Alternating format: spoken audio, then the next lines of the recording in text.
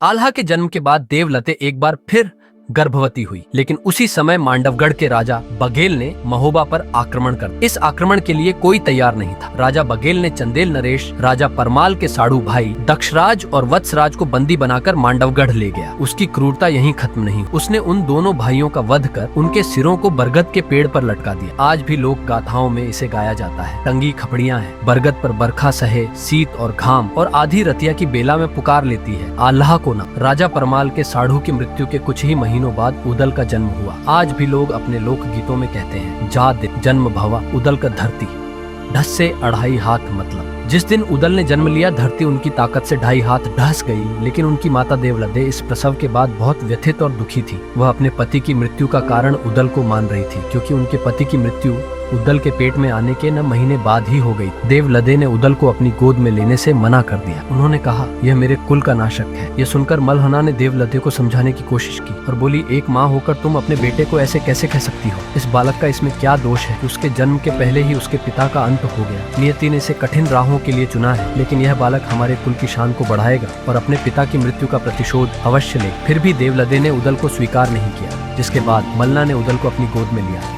और कहा, आज से मैं इसकी माँ हूँ। कहते हैं धर्म की माता है मल्हन जो उदल को लियो बचा। कुछ समय बाद राजा परमाल ने महोबा के 5 वीर आल्हा, उदल, मलखान, ब्रह्म और ढेबा को एक साथ शिक्षा दी और उन्हें शस्त्र और रण कौशल सिखाया। ये सभी अपनी किशोरावस्था में पहुँचते ही पूरे राज्य में अपनी बहादुरी के लिए प्रसिद्ध हो गए। इन 5 में से उदल के शौर्य से राजा परमाल बहुत प्रभावित हुए। एक दिन राज दरबार में उदल की बहादुरी की चर्चा हो रही थी कि तभी आल्हा और उदल के मामा माहिल, ये नाम याद रखिएगा, ये शकुनी मामा से भी एक लेवल ऊपर के मामा हैं। दरबार में पहुंचे माहिल ने उदल की वीरता का मजाक उड़ाते हुए कहा, क्षमा करें महाराज, उदल तो एक साधारण सिपाही है। अगर उसमें इतनी वीरता होती तो मांडवगढ़ में उसके पिता का सिर यूं लटकता न होता। माहिल ने वह बात बोल दी जो राजा परमाल इन 5 से छिपा कर रख रहे थे। माहिल ने राजा परमाल के सामने एक चुनौती रखी और कहा, महाराज, अगर उदल सच में वीर है तो वह मांडवगढ़ जाकर अपने पिता और चाचा के सिर को वापस लाए और उनका सम्मान पूर्वक अंतिम संस्कार करे, क्योंकि बाप का बैरी जो ना मारे ओकर मांस गिद्ध ना खाए। मतलब जो अपने पिता के हत्यारे का बदला नहीं ले सकता, उसका मांस तो गिद्ध भी नहीं खाते। ये सुनते ही पूरे दरबार में सन्नाटा छा गया। राजा परमाल माहिल को शांत करना चाहते थे ताकि यह बात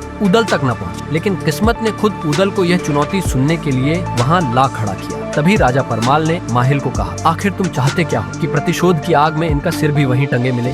तभी उदल ने दरबार में प्रवेश किया और पूछा, किस बात की चर्चा चल रही है महाराज? माहिल ने उदल को देखा और कहा, प्यारे भांजे, मांडवगढ़ में तुम्हारे किसी अपने की खोपड़ी टंगी है। अब तुम अपनी माँ से जाकर पूछो कि आखिर वह खोपड़ी किसकी है। अब वह सच जिसे राजा परमाल छिपाकर रखना चाहते थे उदल के सामने आ चुका था। यह सुनते ही उदल दरबार छोड़कर तुरंत अपनी माँ देवलदे के पास गए और अपनी माँ देवलदे के पास जाकर उदल ने पूछा, माँ, सच सच बताओ कि हमारे कुल के किस पूर्वज का सिर मांडवगढ़ में लटका है? देवलदे ये सुनकर पहले हिचकिचा और बोली, मैं नहीं जानती ऐसी किसी खोपड़ी को। और वह उदल को शांत करने की कोशिश करने लगी, लेकिन उदल का क्रोध शांत नहीं हुआ। उनकी आंखों में प्रतिशोध की ज्वाला स्पष्ट दिखाई दे रही थी। अंततः देवलदे ने उदल से कह ही दिया, टंगी खोपड़ियां बाप चचा की मांडवगढ़, बरगद की डार आधी रथी की बेला में। खोपड़ी कहे पुकार पुकार, कहवा आल्हा, कहवा उदल, कहवा मल, खेल लड़ते लाल बच के आना मांडवगढ़ में, राज बघेल जीवता काल। अरे बेटा अभी उम्र है, बारी भोरी खेलो खाओ, दूध और भात चढ़े, जवानी तब वाहन पर, तब जाके बघेल को मार। मतलब मांडवगढ़ के बरगद पर टंगी खपड़ियां तेरे पिता और चाचा की है। आधी रात में वे पुकारते हैं, कहाँ है मेरा बेटा आल्हा, कहाँ है मेरा पुत्र उदल? आगे देवलदे ने उदल को युद्ध से रोकने की कोशिश करते हुए कहा, अभी तेरी उम्र दूध भात खाने की है, जब तू जवान होगा तभी तुझे इस प्रतिशोध का अधिकार मिलेगा। तभी उदल ने